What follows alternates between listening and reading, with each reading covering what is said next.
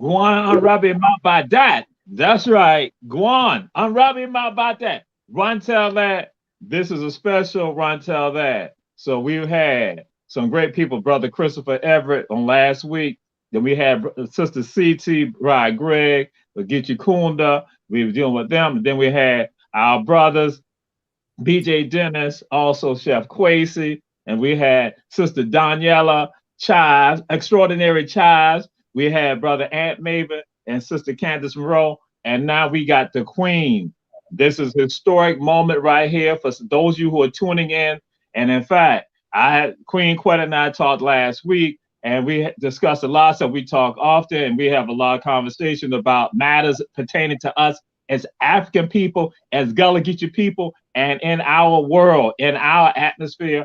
And we were like, yo, we can't do no one show. And then we're like, oh, we do two shows. Then it started going to like, it is almost like 3 shows going to be needed. So we are here. We are here.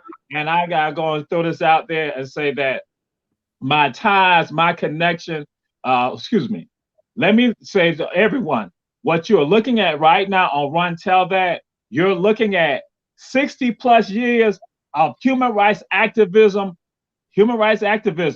pertaining to Gullah Geechee culture.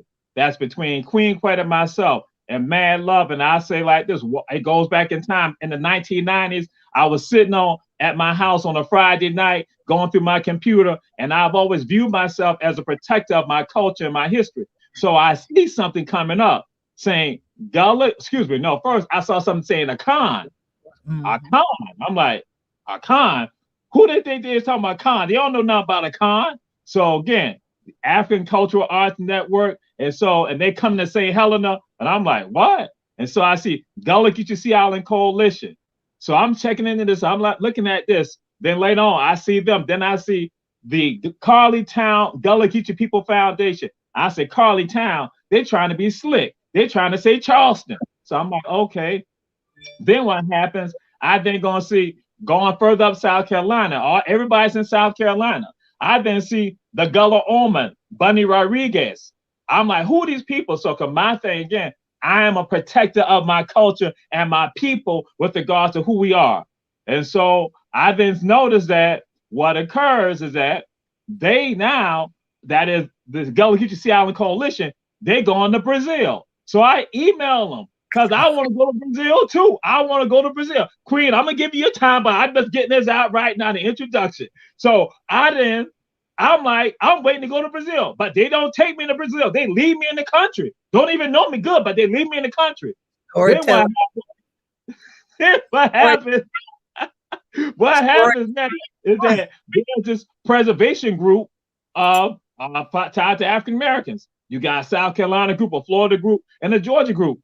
I contacted the Georgia group. They don't even want to. They don't want me being part of the group on preservation. I'm like, okay, who these Negroes are? Then what happened? The National Trust come to Savannah. They have a meeting in Savannah, and they now are honoring W.W. Law at the Civil Rights Museum. So I go there. So now I'm looking. I'm seeing the South Carolina folks who are part of this preservation group. I see the Georgia people. I said, look at the Negroes. Look at them. Then I see to be all that. Why we had to be all that though? Why we had to be all that? The Georgia people wasn't looking out for me. So I had lumped all y'all together. Then what happened? Something fake. Pat Gunn says to me, Pat Gunn says, there's a Highway 17A1A committee going on. They're looking at trying to do things to promote tourism in the area. And now I want y'all to understand, this is late 90s, early 2000s. So y'all talking about tourism. We've been the ones involved in this. What occurs, Pat said, you need to be there. And I'm like, okay. But I said, I need to go back in time. What happened? There was a group called, a living history group here called The Drum. I was a part of The Drum, and I brought the Gullah Geechee element to it. And one of the brothers in The Drum, when I'm bringing the Gullah Geechee element to what we were doing in the living history that now people know as the African spirit, the brother said to me, he said, Jamal, you remind me of Sister Goodwine, Sister Marquette Goodwine. Do you know her? I said, not right on hand. Then the brother says, she from St. Helena. I said, St. Helena? I said, it's St. Helena. I said, but really, it's Frogmo. Really, it's Frogmo. I said, it's Frogmo. See, that's that. Oh, he doing a lot of storytelling this evening, but go ahead. So what happened? We did have the Highway A1A meeting, and so Pat was like, Marquette is going to be there, and other people are going to be there. So we get there, and so now what happened? My sister Pat Gunn said to me, she said, all right, this is what's going to happen. You and Marquette are going to do something together. I'm like, okay. And literally, to everybody listening, Queen Quet comes up to me. We right outside. We talk less than 5 minutes. 5 minutes. That's right.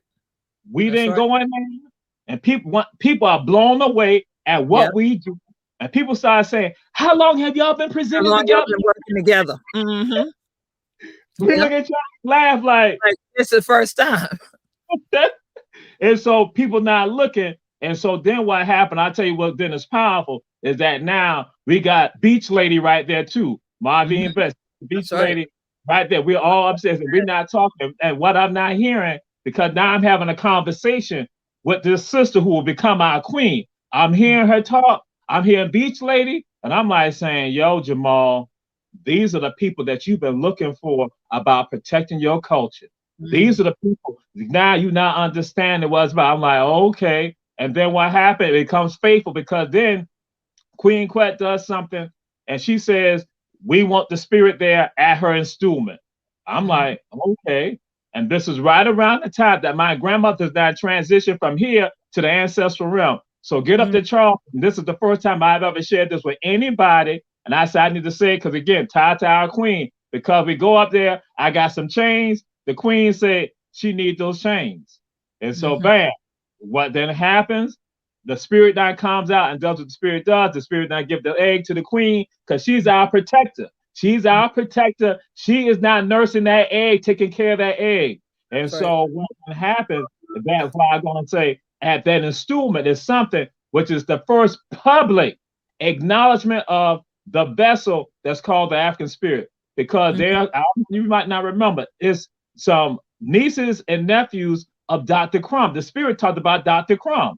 And what they said, these folks had come down from New York, just coming down from New York. Dr. Crumb is a prominent historical figure in Charleston and also in African American history and in U.S. history.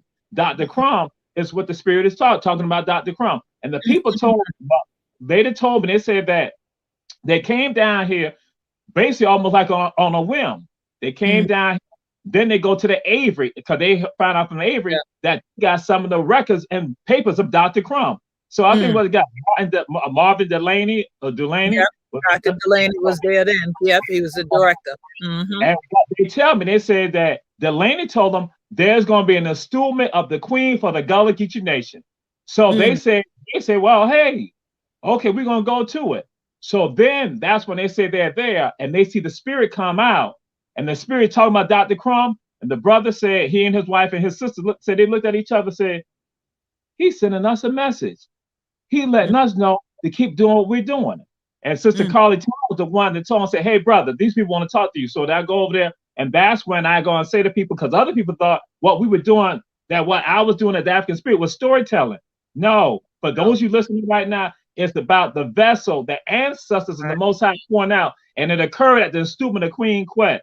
And so that's why I said this is the first time I've ever acknowledged it publicly. But as I heard, now we've had the first public acknowledgement. It was tied to Dr. Crumb and his ancestors to show how all this happened. We say to people, it doesn't happen by accident. Nope. Divine timing. And so now I'm going to turn it over to our queen. And I have to share this right here. There is no one who works as hard for Gullah Geechee people than this sister right here. See, other people, they have their egos and all that getting involved. And you might be fine in Midway or Bride Bay or, in Arwindar and McClellanville. You might be fine in Savannah. But guess what? Take your behind out of Savannah. You don't even know nothing. You can't tell nobody down in Woodbine and Kingston what the deal is. You can't talk about the protection of our area because you so caught up into your own little community. But this sister here goes from North Carolina down to Florida. And I've seen it because I had to do the travels at times, going and support to fight on behalf of our people.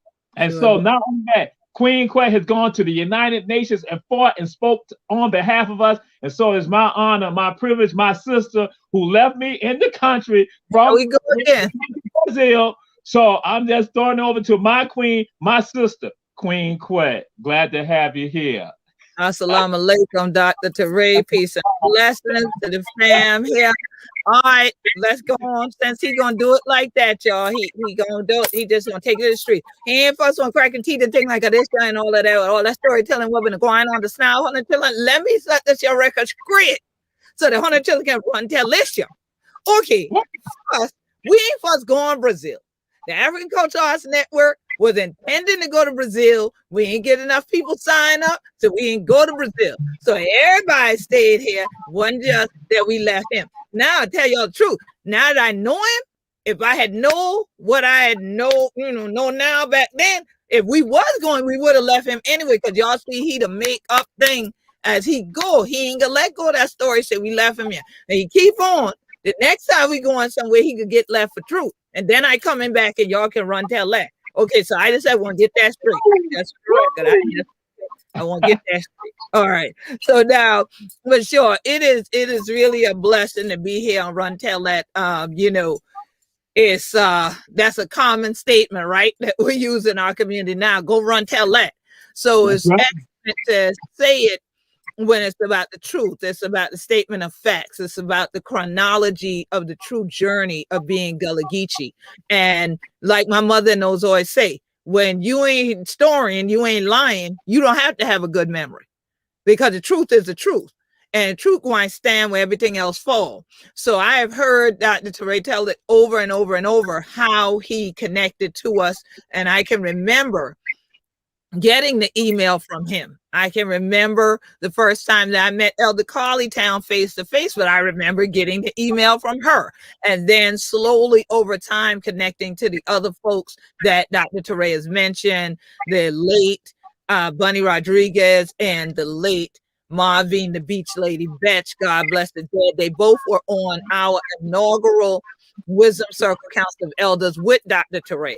And tonight is the first time that I have ever heard him say that that first event, that first activity, that first historic moment was the birthing of the African spirit. I was not aware that that was the case until now, because there is an image that periodically on July, right around July 2nd, it usually will pop back up now, even on my Facebook feed, or it'll show up on my computer, the image of the headline that was in one of the newspapers, but with this photo.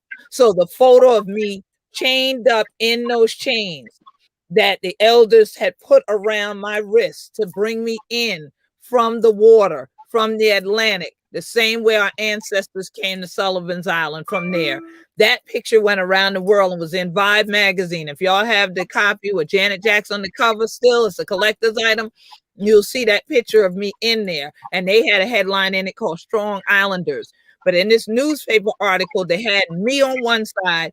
They had my little cousin was on somebody else's shoulders. The sun was starting to set. And there also was the African spirit with the blue, with the indigo. Those three images, that trinity was right there. And that was what folks woke up to the next day when they got that newspaper. Before, if they got it delivered back then, I know some of y'all turned to, what is a newspaper? Annie, I know, because y'all got blogs now and tweets and stuff. But they used to have published things called newspapers. And when people would buy them out of the machines, that cover picture, that cover headline would often be what would make people buy it. And I'm telling y'all, what those newspapers, I had a hard time getting a copy myself, because when people saw their own people on the cover and three pictures, not one picture, they went berserk, calling everybody, telling everybody, buying more than one copy. It was hard to get hold of these publications from that installment, because it was such a historic moment, especially for the Gullah Geechee Nation, when even during chattel enslavement, they would write for a nation within a nation. But here we were, the first group of African people in North American soil to be united, to stand together on U.S. federal property, declaring ourselves a nation and standing for our international human right to self-determination. So it was a blessed event, never to be replicated, because as Dr. Teray said, we had the whole family there from North Kakalaki down to Florida. Folks made the journey. And it's interesting when you mention what you remember and what was significant that day. There's a couple things that really stand out for me. Is one, that I remember saying, my brother was killed today. And there was this perfect silence after there had been all this drumming and speaking in tongues and everything else that had happened, because July 2nd was also the date that marked when Denmark Vesey had been hung in Charleston County, South Carolina, the same place that now we were standing united to prove that you never killed that spirit of freedom. You never killed the drum. You never killed our DNA that said we have a right to be who we be, and we be Gullah Geechee anointed and free. So that stood out. The other thing that stood out was the fact that when my family and I arrived, I ain't see anybody there except the people who work for the government. They were there. and few people walking on the beach and things like that. So by the time a few of the elders showed up and Dr. Teray and those showed up and whatnot, and we went behind the sand dune, I was thinking it was just going to be a small circle of us. But Dr. Teray can tell you, by the time the drumming started and the incense was burning and the brooms were being swept to clear the way as they brought me through and everything, when we came from behind that dune, there were thousands of people out there. I am still meeting people who tell me they were there at the I'm still meeting people that tell me this is such an honor to talk to you, but I was there when they installed you. And I'm like, were you? How would I know? All those people that were there, it felt like I was in a dream when I was marched out of there because I was in trance. It was like the ancestors were talking to me. Then it was like I saw bodies surrounding me and I could tell those were the elders, but it was like just one huge wave was sitting on the grass to see the amount of people that were there. So my mind was like, well, maybe I haven't woken up yet because where did they all come from? So I always tell people it was as if they all rode the buses there together or something. And here were the news media trucks, the photographers, the reporters that were from the BBC, the local papers up and down the coast, everything, because initially people really thought we were going there. I think Dr. Teray for like a festival or something, like, you know, just some entertainment, because you know, they by that point they all thought we were there to sing and dance and, you know, and stir grits and make baskets, right? And unfortunately some people still think that, but it really didn't hit America that we were now a nation of our own until a while later. And I know we can talk some more about what happened when they started realizing that we were really a nation and that the United Nations and other world organizations, as well as other nations, really were respecting the Gullah Geechees and not seeing us as, quote, slaves, end quote, or descendants of slaves, but as African people that stood for our human right to self-determination. And thank God we still there. We the Benya and we in the Guayna, we're tall, still standing. And I'm glad to be standing with you, definitely. For true, and that's why we be here right now. And again, and to show you what one of the things the Queen said also, she wanted the spirit there, but also she wanted representation of the First South Carolina Volunteers. So first I had to have on my outfit and come in, bam, and then go back out. Then the spirit came out, and like I said, that's the first public announcement, because other people had seen it. People in Hilton had understood what was going on. They understood the vessel, but then publicly now, here goes somebody who's not even from here. They now realized and understood, and they put it out there. So Queen Quet, I've got to throw it out there because, you know, I have a harsh view on this right here. So who are Gullah Geechee people? Who are Gullah Geechee people? And I got to Mike Kelly, Ivan Cohen, they around here trying to say that I've been hogging up the time. I ain't hogging up no time. I'm just let y'all know that. And then Julia said, that's it, my Sister Terrell. She sent a shout out to you, Queen. So I'm just throwing it out there too. Yeah, peace and blessings. Who we be? We be Gullah Geechee anointed people from Jacksonville, North Kakalaki, down to Jacksonville, Florida, and things like that. They're from all of these just Sea Island and thing. If one of the other people are cracking teeth like this, then you know who that are. And then it going 35 miles inland to the St. John River and thing like that. So when Hunter yet about the Low Country, he yet about the Coastal Empire, he yet about the Golden Isles, he yet about North Florida and thing like that, Northeast Florida, that are where we be. And who we be? We be the descendants of the Igbo, Mandinka, Malinke, Yoruba, Gola, Gizi, Mendi, Temni, Fik, Ibibio. Then we got some that got the thing throwing there like a me and thing like that. Yamasi, Kasabo, Adisto, Cree, some of that there too. You see, but we truly be African people, Wabadea, Punisi. And some of we ancestry go back to the 1500s, not just starting up in 1670 like they tell you down in Choctaw. So, you know, we been here. That's right. That's right. That's right. And so, are there Gullah Geechee people in other areas of the United States and on the fringes of North America? Absolutely. Now, let's go to the United States. Now, if you talk about the 1930s in particular, and we start talking about what we now call the Great Migration.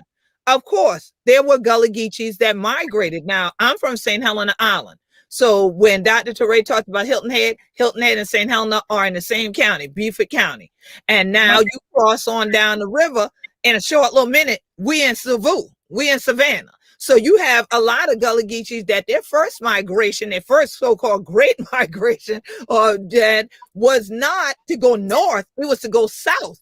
So some folks went out of South Carolina into the port cities in Savannah, went on down to Port City in Brunswick, went on down to the port city down in Fernandina Beach, went on down to the port city down in Jacksonville. Now, when folks found out that them folks down that side want to be lynching folks, they want to still be acting a fool, they don't want folks to have land necessarily and all of that, some of them decided they would go on and jump on them rails them Gandhi dancers had already laid down and go and get that train and go north and ended up in New York. New York is a major hub of Gullah Geechees that then ended up staying in the city, raised all their churn in the city. So a lot of time them churn think we done your crack anything like that if we try to hold upon who we done anything like that because they even know nothing about them.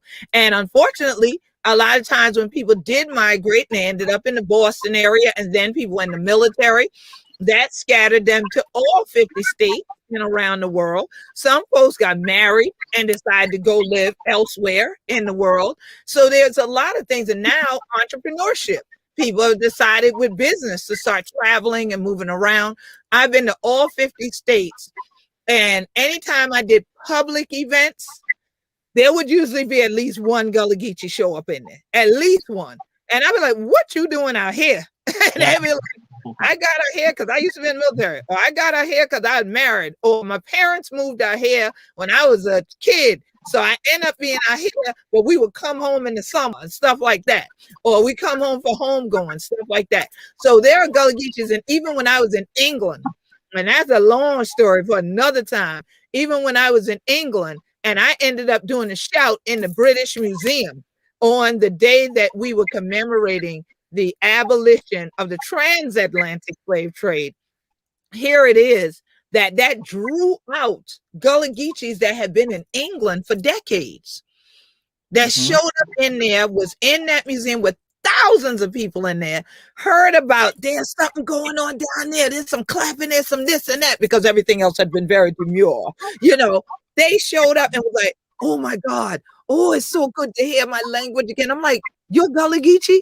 Yes, ma'am. What are you doing here? You just on vacation? No, I live here. So there are Gullah Geechees all over the world, but will they tell you they're Gullah Geechee or not? Will they own it publicly? You brought that word up publicly earlier. See, that's the real question. Do Hunter know who's going to be? And do Hunter do that all the time? Or Hunter only that when somebody throw a camera or a mic in your face? Wait up.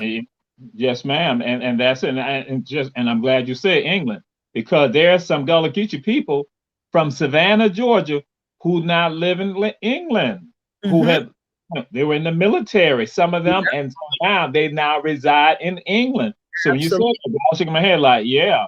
So what about, are they Gullah Geechee people in a place called Oklahoma and Texas and Mexico? I was gonna go there next. So guess what? They are Gullah Geechee in Oklahoma, Texas, Mexico, Trinidad, Barbados, Nova Scotia, even might be a few chucked away. I was trying to find them, but I ain't had enough time in Bermuda. But guess what? They ain't called Gullah Geechee in them places. They're called Black Seminole. They're called Afro Seminole. They're called Seminole. They're called Muskogee. They're called American, and they're just called the Carolina folk. When we were in Nova Scotia back 25 years ago, when I did the first Our Story and Heritage Conference, we did it in Halifax, Nova Scotia. Well, it was interesting because the first day, it was a weekend conference. The first day, you know, just a few people showed up that evening or whatever. We thought, well, maybe people had to work, you know, Friday is going to be a little rough. Maybe tomorrow, Saturday, a lot more people won't show up. But Saturday, a few more people, but not a full house. And this was at the the Center for African Culture that they had there. And so we were a little stunned that they couldn't pack this place. You know, we knew they were a small population, but this is kind of wild because you would think these folks would really want to be involved. This is during the period of the so-called Afrocentric movement, you know. And so here it is by Saturday evening. Here came this older gentleman in the door, and I'm sitting there listening to this presentations, and I'm, you know, checking off folks as they come in the door. And I was like, "Oh, peace, good to see you. Come on in." And he said, "Look, yeah." And I was like, "Look, yeah," you know, I'm stuck, right? And he was like, "Look, yeah, I hear say you're doing something and with some of people from Carolina." I said, "I'm from Carolina." "Oh my God!" I said, "But Hunter, the Gullah Geechee thing." That man hugged me so hard, it was crazy. He was so excited, and here he was in Nova Scotia, sounding just like we said, Geech back, speaking Geechee like anybody on this coast, fluently. And he was like, look, yeah, I coming back. I did tell me something been going on. I coming back because y'all my people too. I gotta go tell somebody I coming back. Because I want to be here with y'all because I could just be. And I never forgot how he said that because he could just be, you know, and that was just such a blessing. So yeah, we have a Gullah Geechee diaspora within the African diaspora. And after I started coining that phrase, I see it taking off. I've seen people saying it on some of their other videos and all that. But you know, we've been out here educating and reconnecting and uplifting who we are, because too many of us are hiding because they were told that to be Gullah Geechee meant to be backward and ignorant and right leaders. Yes, absolutely. One of our great educators was chiming in, Dr. Tanya Howard Hall. She wanted to say again, you are a great leader in telling our story and maintaining it. So yes, indeed. Now I have to throw this out there because again, that's why I guess it was a great transition. That what is Gullah? What is Gullah? What is this bad English, this broken English that causes us to have a shame? Even today, some of us having a shame. First and foremost, Gullah is not English. Gullah is Gullah. English is English. French is French. German is German. Gullah is a language like any other language in the world. Now, Gullah also is the word that represents the people who speak the Gullah language. So these are the same people we described earlier. Now, a lot of times people want to know, well, where'd that word come from? It comes from the Ogeechee River. You're going to shut up with that Ogeechee River because, see, I almost went there first, but I said he asked me about Gullah, not the word Geechee. We're going to get there. We're going to get there. But let's go with what you asked me. Let me answer what you asked me, Dr. Professor. Let me answer what you asked me before you grade my paper wrong. You asked me about the word Gullah. So let's deal with that first. First of all, some of the first Africans kidnapped directly from the motherland and then brought to the Sea Islands because of their skill set, because of their ingenuity, because of their ability to smelt metal, were Angolans. When they would sell the Angolans, you can find posters where they were advertising the sale of them. They cut off or bastardized the word Angolan and would just say Gullah. I have a cargo of so much Gullah for sale. So that was a first use, okay? Then when they found out them same people were warrior class people, and just like I smelt a horseshoe and I smelt a gate to put around this house, I can smelt this into a sword if I feel like doing that. And we did do that. So they were like, nope, we're going to ban the importation of that group. We're going to get some other ones. So now here comes the narrative that everybody wants to buy into, because this Anglo person pushed this narrative that Gullah only comes from Gola, G-O-L-A, and Geechee only comes from G-I-D-Z-I, the Geechee people. What we know is also the Keezy people, K-I-S-S-E-E, right? And the Windward Coast, Rice Coast region. Those folks were brought in later on. Because again, why? Skill set, knowledge, It takes science and engineering to be able to grow Carolina gold rice by the ton, where you are shipping it around the world in a region that is surrounded with salt water. We live in the Atlantic Ocean, so therefore you're surrounded with salt water. To grow rice, you need fresh water. So they had to have engineering skills to create rice dikes, create the trunks, build those. Keep in mind, y'all, there ain't no Home Depot. There ain't no companies for you to go buy backhoes and things y'all see now. So get that out your head. We are talking about the physical bodies of our ancestors being used as tools to then create these places and spaces. So now let's go to this. When we go to the Stoner Rebellion, 1739, African leader Cato is there with these other Angolan men, leading as warriors do. All right. And they are successful in their mission and get from Carolina, many of them to La Florida. And we talk about that another time. Here it is that the 1740 slave codes say no more reading and writing for the Africans, because Africans could always read and write. We're the ones who started reading and writing. We're the first people to put things down on paper and into stones. What you think hieroglyphs are? That's another story for another night too. We had libraries, Kush. Okay, we have libraries. Okay, we could go on, but let's just stick with this. Here, now, if you are told not to write for not only a couple of decades, but a couple of centuries, when you go to write something down, usually you use phonetic structure.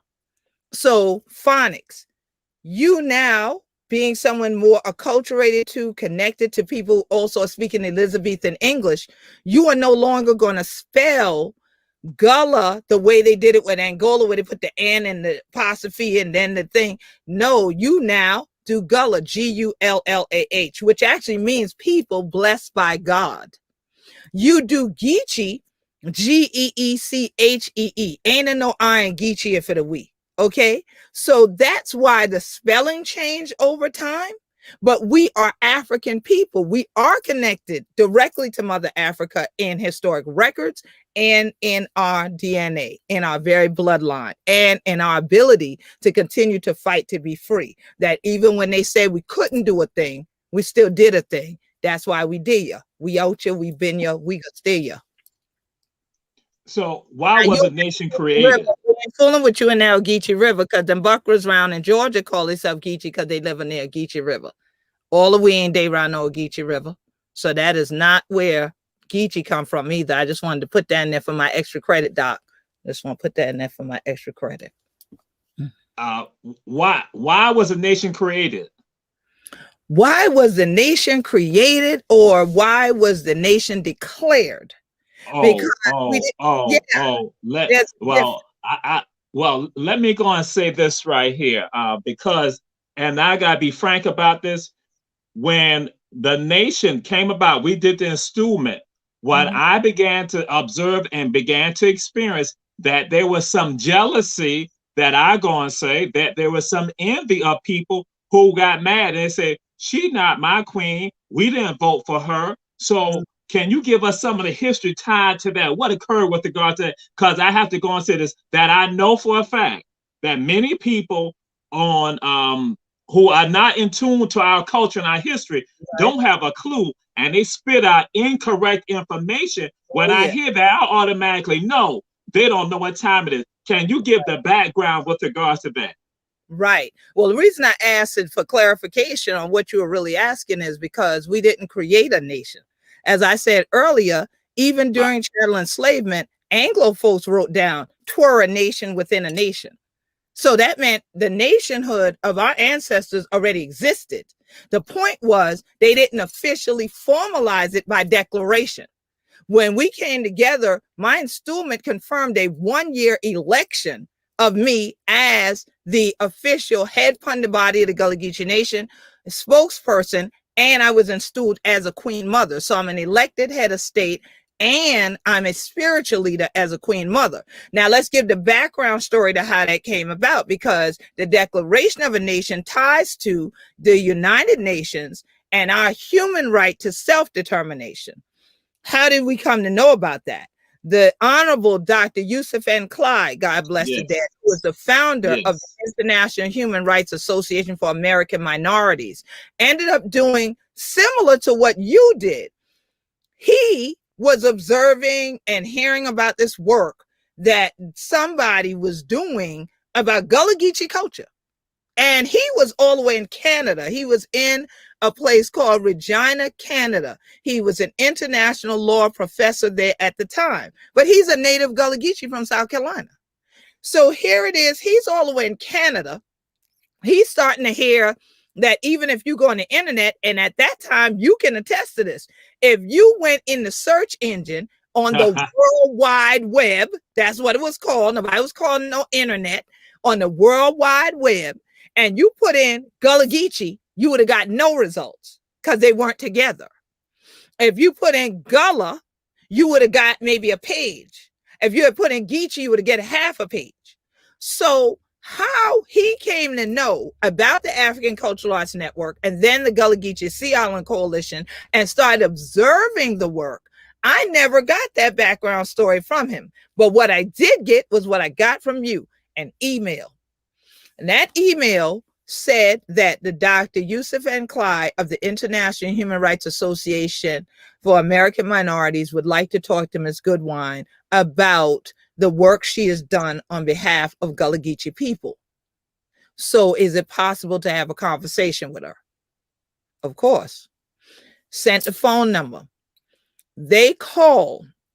Dr. Clyde and I must have stayed on the phone for at least an hour in this initial phone call for him to talk to me, tell me a little bit of background about himself, but more so wanted to know about my passion and mission for Gullah Geechee culture and why, why of all the things, why was I so focused on it? Because I'm a native Gullah Geechee. People trying to displace us from our land. It's wholesale. They just going crazy out here. So that's why I'm on phone calls, the Bob Law radio show. I'm doing blogs, not blogs, emails every day to the listserv, trying to educate people about the same things you're asking. What is Gullah? What is Geechee? What they are not. Mostly trying to dispel myths because a lot of things were now coming out in the media that were incorrect because they were fictional stuff. So he says, well, look, would you want to take the human rights issue of the Gullah Geechee to the United Nations? I said, absolutely. Now, at this time, I'm sitting in Brooklyn, New York, talking to this man on the phone. So when he says, take it to the United Nations, I'm thinking I'm going to hop on the subway. I'm going into Manhattan and I'm going to go up in the place with all the flags on it and I'm going to talk to the people. Well, the next thing I know, I get an email that says, we need your passport information. I'm going, my passport information? Why? They're like, because we have to get you a plane ticket and all that. Plane ticket? I'm not in South Carolina or anything. I'm in Brooklyn right now, so I can easily get to the UN. They said, oh, no, dear, you're not going there. You're going where the real work gets done. You got to go to Switzerland. I'm stunned and in disbelief. Now, fortunately, I was a Black woman that had a passport. So I went on. I was like, okay. I sent it back. They had to vet me. They had to do all that. You can't just run up in the United Nations.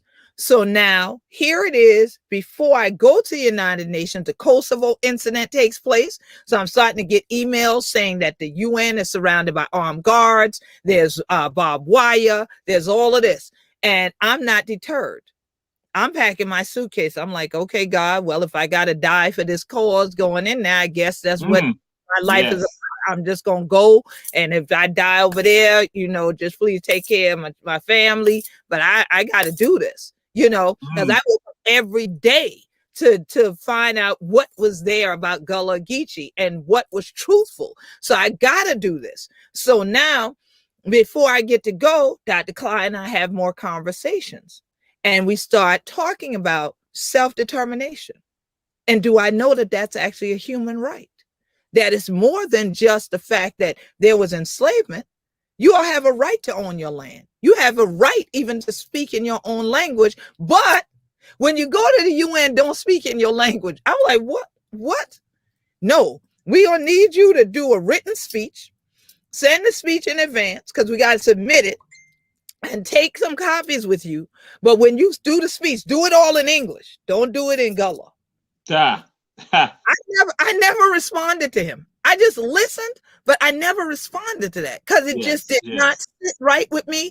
And as a person of logic, I'm like, wait a minute, you telling me I can go there to fight for these rights, but then you're telling me not to exercise one of them? Like what?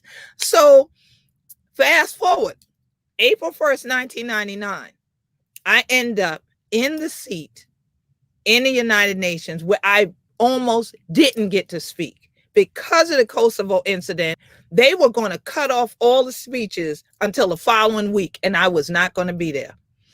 But because I recognized some other brothers and sisters in the UN earlier in the week when I first got there, saw them from a distance, didn't even get to talk to them.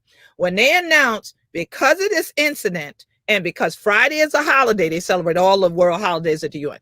Friday's a holiday, we're not working. So Thursday, any speakers that were for Thursday, you'll speak next week. I was a speaker for the Thursday. I was like, oh no, oh no. And so I was like, oh my God. So I started talking to people next to me. Are any of you going to be here next week? And they were like, no. Then finally, the Spirit said, you know what? Find them brothers and sisters. Somebody got to be able to help you. Because the people who had escorted me in there, couldn't find them anywhere. Couldn't see them. Went around the room. I mean, this is a huge circle. I'm looking. I don't see nobody. Finally, I get down the floor. One of the people who escorted me from Iram there saw me. Oh, hey, how you doing? I was like, they just announced that my number won't be done tomorrow. What am I going to do? I'm not going to be here next week. They said, oh, maybe we can get someone to switch with you. So they start walking me to people, but nobody's switching. Finally, they take me in an area I wouldn't have known was there. This brother was coming toward me. And just because he was a brother, I said, excuse me, brother. He said, yeah, peace, sis, how you doing? I said, I'm fine. And that's why I was like, okay, he is American. Okay, brother, are you going to be here next week? He said, why you ask? I said, because I'm not, and I'm supposed to speak tomorrow. He said, well, let me ask you something. Are you speaking on behalf of the Gullah Geechee? I said, yes, that's actually who I'm speaking on. He said, let's go. We went to the front, went to the clerk. They switched his number with my number. And that is how I got to speak. When I stood up, the world seemed to have stood up with me because what had happened, the whole place was loud and rowdy now because after days of meeting for 12 hours and more, people start losing all of the protocol and people are holding personal conversations, so it wouldn't have been loud. So when I first sat down, you heard all this background noise until I said, well, I know that right now I must do what the Spirit is leading me to do and what my ancestors would have me to do. So I did from the Gullah Geechee Nation and thing like that. It would be in Jacksonville, Florida, North Carolina. The whole room was like, what? And people started turning the knob to try to get the translator back for their language. Wasn't happening. Finally, someone went, shh, and that shush spread all over the whole room of people saying shush. The whole place got quiet. You could hear the proverbial rat peeing on the cotton, okay? When I switched back to English, I had everybody's attention. And when I stood up exactly when the time on the wall went to 0. And I was surrounded by people speaking all different languages of the world, trying to get copies of my speech. And I only had a few. They got those copies of that speech. And little did I know that by the time I would get back that night, late at night, to my hotel, and I walked blocks. That's another story for another day. Walked blocks back to my hotel, got in there and needed to get a phone line to hook in, to get the modem, to get in the computer, to write back to say it's done. All I had to do was almost like when Jesus said, it is finished. I just had to tell them it is done. And they told me just let them know when that was done. And I had a calling card. You know, calling card you used to have. You could dial the number. You use the card. I had that. So I did that. Then I went and I got to a phone. And I used a little calling card. And I called Canada. And I said, I'm finished. They said, we heard. I said, what? They said, we heard. Oh, my God. You did a tremendous job. You have no idea what you've done. And they didn't know how truthful that was. Now, here it is. I get back. I'm just thinking, oh, well, that was, another speech down and it's done and hope it do some good. And, Hopefully the United States will now listen. And, I'm not really realizing till I get back. And I'm called from the federal government. I'm called from all these folks now contacting me from newspapers and radio and all this saying, we heard somebody was out of the country. Dr. Clyde now is calling me on a regular basis, explaining the importance of that moment and how, if the people come together, how there can be a stand to declare your nationhood.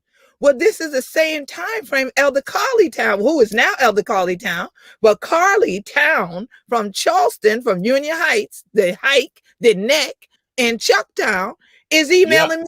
You were emailing me. I didn't know her. She had a group called the Gullah Geechee People Foundation. I had the organization, the Gullah Geechee Sea Island Coalition. The coalition was first, and then I think their group started a year or two after. So what she did, what you did, she found somebody talking about Gullah online, and it was like, whoa, who is this? She now is also talking to Dr. Clyde. Dr. Clyde tells her, if you all get the people together and they vote, and you take a stand, you all can declare yourselves a nation.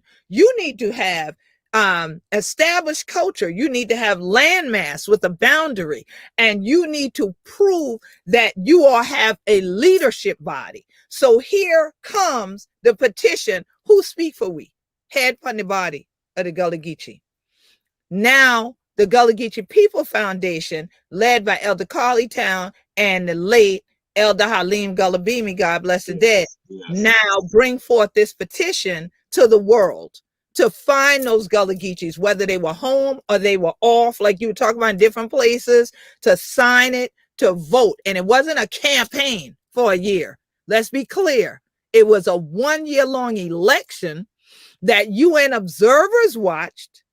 And then we had the installment on U.S. federal property with federal observers there with the UN observers and the International Human Rights Association for American Minorities, so that when everything was confirmed that this wasn't no rigged election, this wasn't no forced or coerced thing on anybody's part, that it would be official, and the U.S. government couldn't say they didn't know that we stood on our human right to internal self-determination. Not external. External would have meant ceding from the union.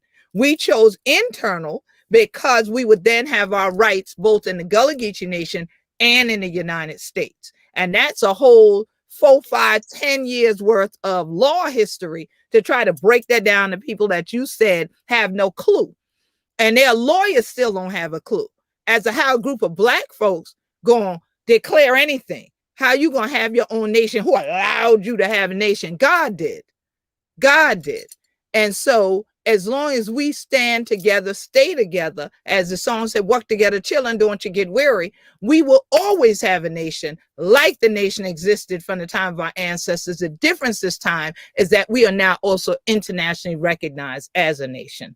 And then the U.S. confirmed that they agree with our sovereignty when they passed the Gullah Geechee Cultural Heritage Act in 2006, and the U.S. Congress passed it. It was not an executive order, and then President George Bush signed it. The ink didn't disappear, and that also confirmed that we ain't going nowhere tall, but we're not going to also let others take our power from us and take our human rights. So it's still a fight. Yes, ma'am. And I'm glad that you said that because, again, for those of you who are listening, checking this out, this is the deal. Part 2 is next week. Yeah. And we're going to get into with regard to the Gullah Geechee Heritage Corridor Commission and how that came about, tied to Queen Quet. But also, that's why we just gave you the good. This session was the good. But we're going to get into the bitter on next week. That we're going to do a pimps, parasites, vampires, with regards to culture and exploitation, because you heard what she said, Queen Quet said, in the 90s, it wasn't a lot. But now, right now, it's like an explosion of the vines of people saying something about Gullah, commodification and exploitation, and people go along with it. And the work that she and I have been doing, and especially my queen, we're going to be dealing with that next week, and we're going to be having a serious conversation. So, Queen Quet, it's an honor to have you here. We're going to be transitioning right now. And just to throw this out to the folks, the Constitution for the Gullah Geechee Nation was created in Savannah. In Savannah, that's where Queen Quet, everyone sat down right here in Savannah. But Queen, again, it's an honor. I'll let you say, I'll give a prayer out to the people. And next week, we're looking forward, because you know me, because I want to get into the fire right now. Because I had asked to be the official cursor out of the Gullah Geechee Nation, and they wouldn't let me do that. But, now, that is true. He has asked me that not once, not twice, not 3 times. He has asked for me to officially don him with that title. I said, no, my brother, we can't have that kind of title. Our elders ain't going to be happy with that. We can't do it like that now. And I said, now you can do what you want, but I can't don you with that title. He has asked that. So he ain't joking on that. For real. For real. So if you give us a prayer, Queen, to close us out. Again, it's an honor. Much love. Yes, much love to you. So family, I would ask that all of you who are tuned in with us right now, just stretch your hands toward the camera where you are and just feel that pressure of holding the hands of one another, holding the hands of our ancestors as they lead us. God, thank you for this evening. Thank you for this, your broadcast. Bless all of them. We're there upon the camera and there in the back. The work this your thing called Run Tell That. Oh God, we thank you for this, Shadi. We thank you for the blessing and healing, anointing, fun, the spirit. What did it? And your son, Dr. Jamal, Tari. We thank you that you bless him up from the crown of your head to the bottom of your foot. We thank you that you get on the heart for this your thing called freedom. And right of us. Oh, just like it is your suckle, a wee flag. Let us just suckle we who the freedom fighter. Huh? Stand tall together. Be united. Work together, children. And may the suckle be unbroken. May Hunter give you strength, wisdom, power, wisdom, knowledge, and understanding. As we the going forward, let we the going together. And we Hunter how we the going. Thank you, God, for make we who we be. Because we be Gullah Geechee and 90 people. Thank you. Amen. Ashe. Oh. Peace and blessings. Yes, we look forward to next week. Queen Quet in the house. Peace and blessings. Y'all be safe. Power to all of us. Again, the people sending the love to you, Queen Quet, saying the thank you. So yes, and next week we go more into what we're dealing with right now, from the political, the social, the economic, the environmental issues that you've been dealing with, leading the way. Again, and I just want to say this, Dr. Teray, it's the 11th anniversary of the Gullah Geechee Fishing Association. So when you brought up all those topics, we fighting for that, and we fighting for what's right. You know that the water bring we, the water going to take we back. So thank you. Y'all go run tell that. That's right. Go on tell that. Peace and blessings. Peace and blessings.